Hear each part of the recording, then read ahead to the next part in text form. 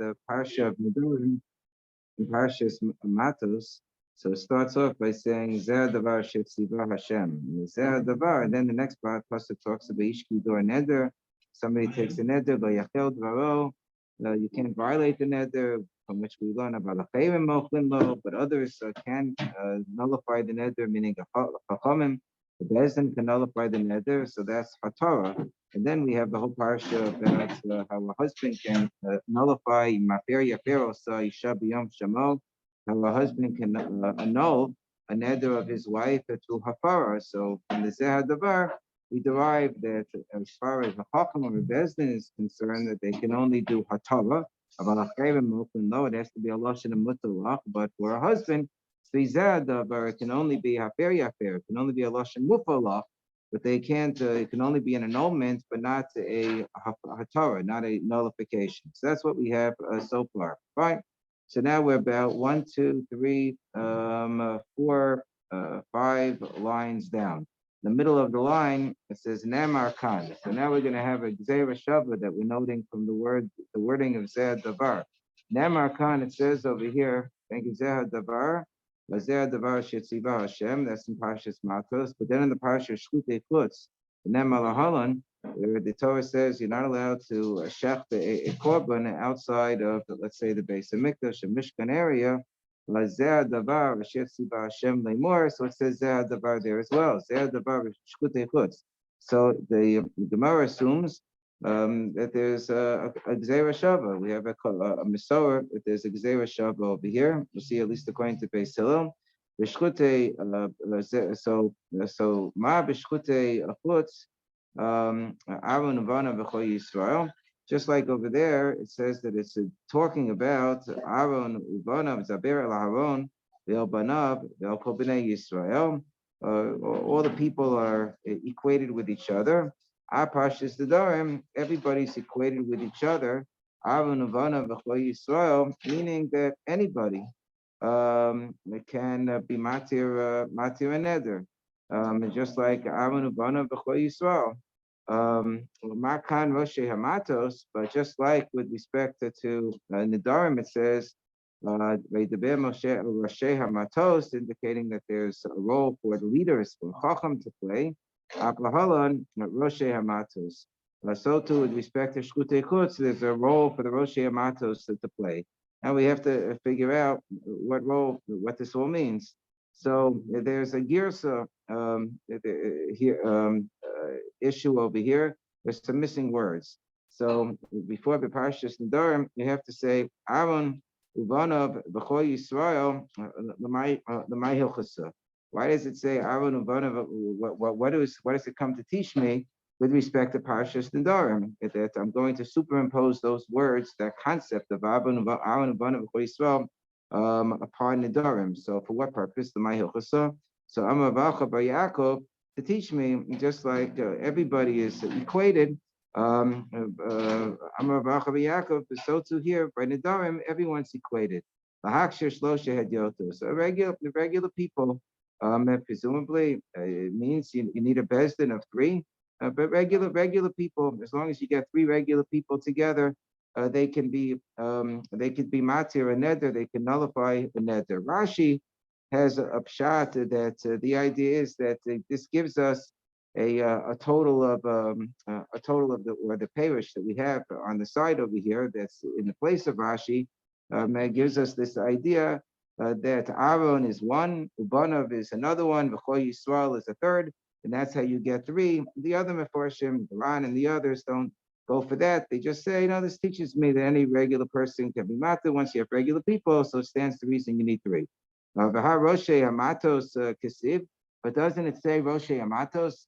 Roshei Hamatos indicates that you have to have people of higher standing in order to be matir and neder. So Amar Chisda V'Tein Rabbi Yochanan, no. The Roshei Hamatos teaches me that you have an alternative option. You can either have 3 hedyotos, or you can have anybody who's like a leader, and then they could do it by themselves. B'Yochin Mumche. If you have a Mumche, you have somebody who is a giant, a Talmid Chacham who knows everything. It's a big shaila. Does Mumche mean the person has to have like smicha directly from Moshe Rabbeinu? The Rambam assumes not that way, and the Ran has a very, very long comment on Ayin Ches Samad Beis, in which he shows how the Rambam is basically correct. You need somebody who's Gomer V'Savir, Yochim. Okay, so Roshei Hamatos B'Shkutei Chutz L'May Hilchosua. So once I'm superimposing the idea of Roshei Hamatos, like a mumche, upon the parsha of Shkutei Chutz, what does that come to teach me? So Amar Sheishis Lomar Sheyesh Sheila Behektish. That comes to teach you that just like you can go to a chacham to be matir and neder, so you can go to a chacham to be matir to undo hektish on a korban. So if you have been makdish an animal as a korban, and then you shechted it outside of the base of mikdash, so you're chayav kares, but you don't want to be chayav kares. It's a much happier life if you're able to live longer. So you go to a chacham and you're matir your original hekdesh, and you say, I'd rather this animal retroactively not be hekdesh. It turns out you're not chayav kares anymore, so you can do that. It's an incredible thing. That's pshat that everybody gives. Ran, Rosh, Tosfos, everybody gives that pshat. Okay, so the Beis Shammai. The Amar Ein Sheila Behekdesh, but according to that only works according to Beis Hillel. According to Beis Shammai, that you're not able to undo Hekdesh. So then, what is Roshei Hamatos? So what does it teach me? So we say that it doesn't have to teach you anything. Beis Shammai, they hold that Roshei Hamatos only applies to the Parsha Nidarim, and Aaron Uvanov Bnei Yisrael only applies to the Parsha Shkutei Chutz because there's no Gzeira Shava. Beis Shammai leislu Gzeira Shava. So Zeh Dover Parshas Nedarim L'Maik Siv. Okay, so let's break down then. I have a Zeh Dover in the case of Nedarim. I have a Zeh Dover in the case of Shkutei Chutz. What does each one teach me? Okay, well, the Zeh Dover when it comes to Nedarim simply teaches me the rule that we all know already. L'Maik Siv Lomar Chacham Matir Bein Baal Matir. That what's the rules that are enumerated after this pasuk that teaches me that there's a notion of lo yachil dor v'achim moklim, that a chacham can be matzah only applies to a chacham. Mimafir yafir osam isha b'yom shemo, that a husband can be meipir, that only applies to a husband. Only a husband can be meipir, only a chacham can be matzir. When you're matzir, you uproot the neder from its inception. You meipir mikan and labah. There are different rules. Chacham matzir vein baal matzir, baal meipir vein chacham meipir. What is Zeh Hadavar according to Beis Shammai? What does that come to teach me? That teaches me Zeh Hadavar that it's going to talk about how if you shecht an animal, it's a korban outside of the base of mikdash, be chayav kares. That's only shchita. But if you're going to slaughter in the ritual fashion a bird in the back of the neck, so then one's not chayav for that, only for shchita. Beis Hillel would learn that from a separate pasuk, Asher Yishachet. So according to Beis Shammai, however, how do I know, since I don't have the Gzeira Shavah from Aaron Uvanim before Yisrael, so then how do I know that 3 hadyotos, that even regular folks who call Yisrael, that even regular folks can be matzah and neder? So Nakulumi the Ravasi Banasan. We learn it from what Ravasi Banasan figured out to the Ksiv, as we learn in the following story. It's really a whole story. Right, so we have a pasuk that teaches us about the Moedim, the holidays of the year. Tanya, Raisa teaches Vitanya. So you should take out the hey. It's not the question. The Tanya Raisa teaches us the following story, and we'll eventually get to the limud of Avasi Bar Nasan. Rabbi Yossi Aglidi Omer. Yossi Glidi says, well, it says Moadei, Eila Moadei, Vaydaber Moshe Moadei Hashem of Bnei Yisrael. Moadei Nemru, B'no Nevlonema, Shabbos Bereshis Imoyim. Shabbos Bereshis is not described immediately with the other Moadim. So Ben Azai Omer, and Ben Azai says, Moadei Nemru, V'loma Nemar, Parshas Nedarim Imoyim.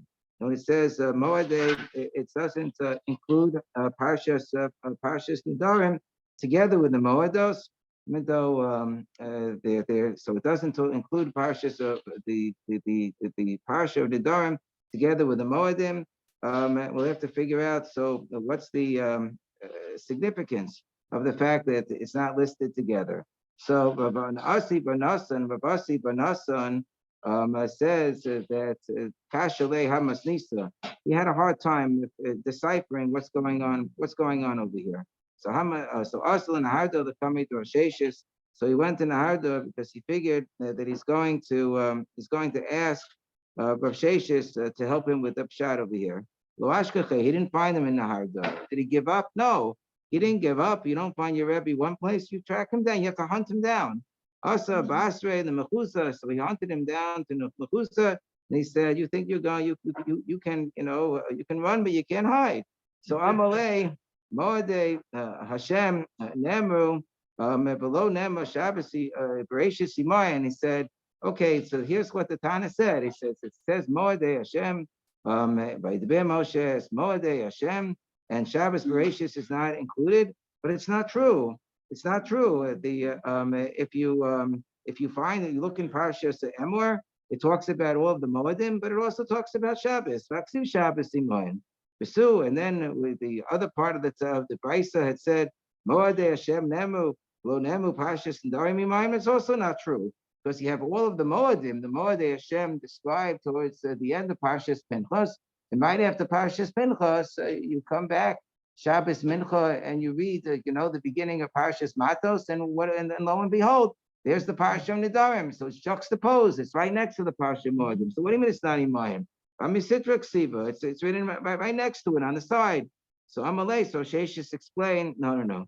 Here's pshat of what's going on with respect to this exclusion. Hachi Ketani. We say you have to sanctify the Moedei Hashem. So I need the Bezdin to sanctify it, but that's not true with respect to Shabbos. Shabbos, I just count 6 days, and I know the 7th day is Shabbos. I don't need Bezdin to sanctify the Shabbos. It's automatic. That's pshat.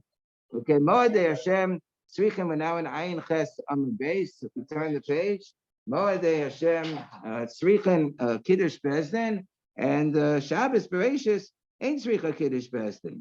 And as far as the Nedarim part of the equation is concerned, Moedei Hashem Tzrichim Mumche, the Moedei Hashem, so that requires a Bezdin that's a Mumchin in order to declare the new months, in order to declare the seasons. Vein Parshas Nedarim, it's Tzrichim Mumche. But the idea of Eila Moedei, that Hashem, Ashit Tikru al Sam Moedam, that I need the Bezdin to declare it. So I don't need a high level Bezdin. I don't need Mumchin. I can have just anybody, any 3 people gather together in order to nullify a vow. So Afilu Bezdin Hedyotos, even if it's a Bezdin Hedyotos. So this is the limud that's attributed to Rav Asi bar Nosson because he's the one who tracked down Rav Sheshis in order to get pshat as to what this means. So he gets credit for this limud. He brought this limud to light. So now we have a kasha though on this limud. But it says Moshe Yamatos in the actual parsha. It sounds like you need the crackerjack and dayanim. So I'm to know you have the alternative option. That's the idea. It means either you can have hedyotos, or if you want to have one single dayan, be the one to nullify the neder. So then you need a crackerjack dayan. Then you need a yachin mumche. Yachin mumche. And here, as I said, the long line on the side teaches you what that means. Is a Rav Mubha, somebody who's gone ever sabir. They've gone through, they learned Kol Torah Kula.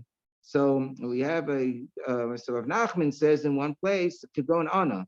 When you're looking for a Gomer V'Savi, it has to be on the level of Rav Nachman. So the Shulchan Aruch says, we don't have any Rav Nachmans anymore. None of us can presume to be on the level of Rav Nachman who knew everything. So therefore, we don't exercise this prerogative of having a Yachin Mumche ever nullify neder. We always require a Bezdin of 3. So Amar Chanina, Hashosek Amanas Lameket, this is going to be the sugya that takes you to the end of the parak. Hashosek Amanas Lameket Mayfair.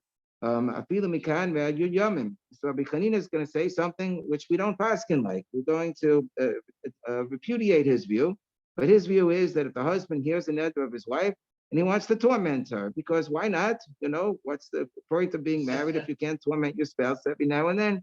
So he wants to torment her that she shouldn't know whether he's going to annul the vow or not. So since he wasn't explicitly Mekayim the vow, he didn't uphold the vow, and he wasn't made for the vow. He didn't annul the vow either. So it has a he can hold this in a waiting pattern up until 10 days or longer, as long as he wants, until he decides whether to uphold or to annul the vow. So Masiv, now some put a positive spin on it, that he wants to discourage her. He has a good intention in mind.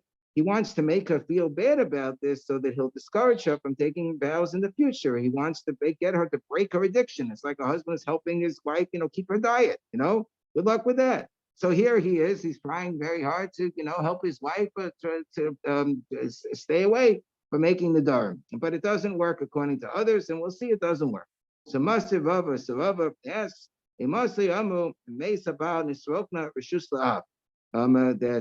we learned earlier. When is it that we say that if the husband dies, that you have a woman who's an arusa, she's an aron, and she's an arusa, so she needs her vows to be collected, to be jointly annulled by her husband and her father. So if the husband unfortunately dies, so then the reshus goes back completely to the father, but only with respect to vows that the husband had not been Mekayim. If the husband had already upheld the vow, so then the father can no longer annul the vow. So it has to be either shelo shama habal, either the husband never heard the vow, or sheshama behefer, or I'm switching around the words a little bit because there's a girsa issue here. Or sheshama behefer, or he heard the vow and he annulled it. So now it's just left for the father to annul the rest. Oh, sheshama b'shasa, or the husband had heard the vow, so it was in his dominion, Vishasak, but he didn't say anything, so he hadn't yet upheld the vow, and then he died that day. But if he was Shama Vekiyim, if he actually upheld the vow explicitly, right? If he upheld the Vekim Eskonadarev, he upheld the vow explicitly, oh Shama Vishasak, or he heard the vow and he was quiet, and then he died the next day,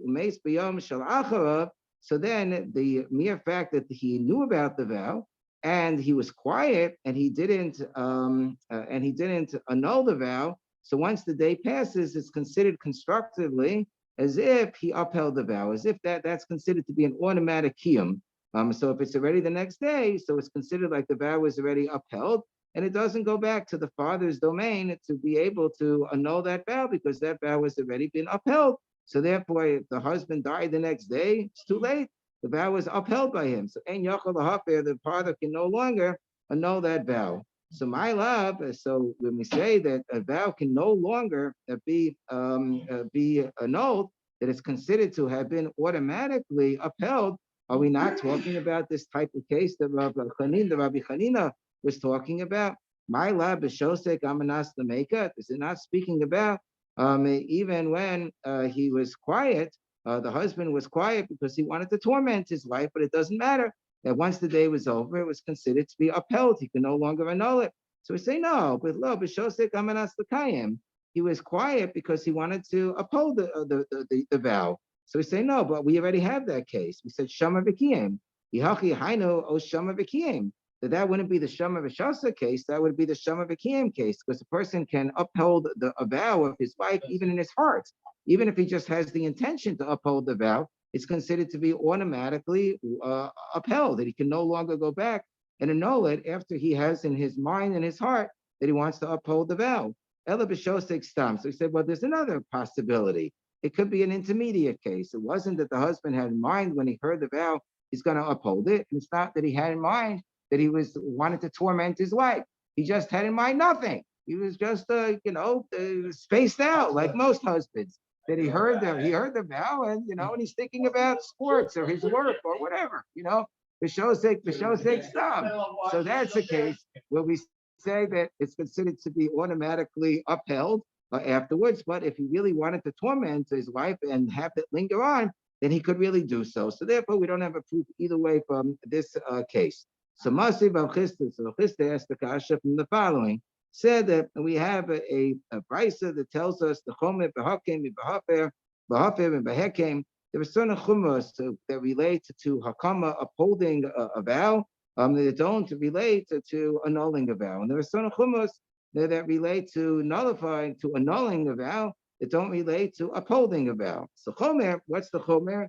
B'Hekem, and with respect to upholding a vow, Shashtika mekayemes ve'en shtika mebateles. So that a husband can be quiet, but if he has in mind he wants to uphold the vow, then it will be automatically upheld. However, when it comes to when it comes to annulling a vow, that has to be explicit. He has to articulate. Even though we did say that for the husband who says to the wife who said she's not going to eat kugel, says, "Oh, go and eat the kugel," even though he didn't use a lashon of hafara, that he's annulling the vow. We said that's good enough as long as he has in mind that he wants to annul the vow. So the Ran points out, yeah, it's good enough if he has in mind, as long as he also said go and eat something. But if he only had it in mind, that's not good enough for purposes of annulling a vow. You have to say something. It doesn't have to be a lashon hafara per se, but some sort of a lashon, like, oh yeah, go eat the kugel, and then he has in mind that he's annulling the vow.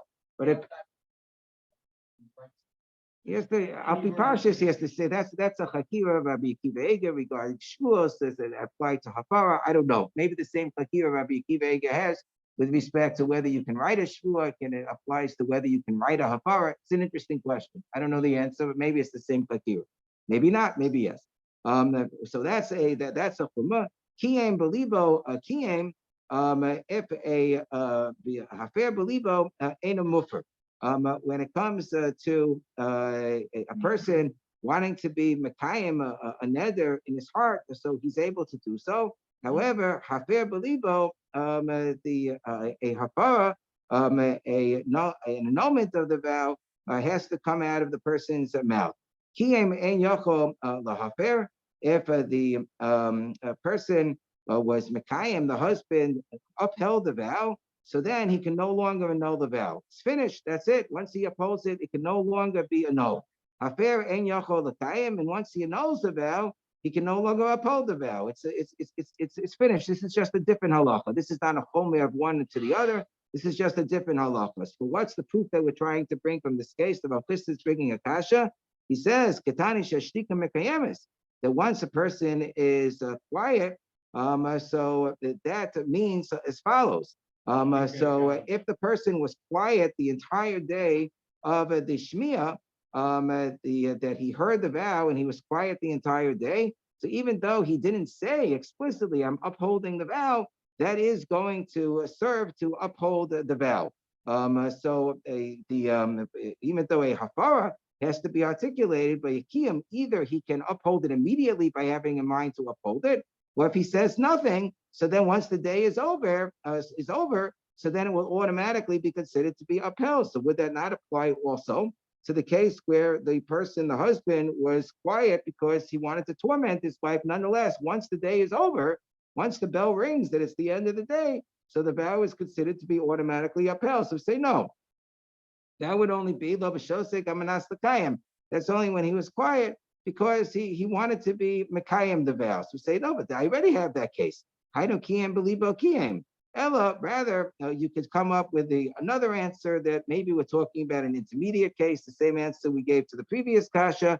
Ella b'shosek stam. We're talking about where maybe he just had nothing in mind. He was spaced out. He had neither in mind that he, through his silence, should be there to uphold the vow, or that his silence was there to torment his wife. He just was silent. So then once the day is over, we say if there was no kavanah, then the vow is upheld. But maybe if he had in mind that he wanted to torment his wife, then the vow would not be automatically upheld by the end of the day. So we haven't really proven the point against Rabbi Chanina yet, but don't worry, we will by the end of the sugya. But that we could do tomorrow, because I don't want to torment you by keeping you until the end of the Okay.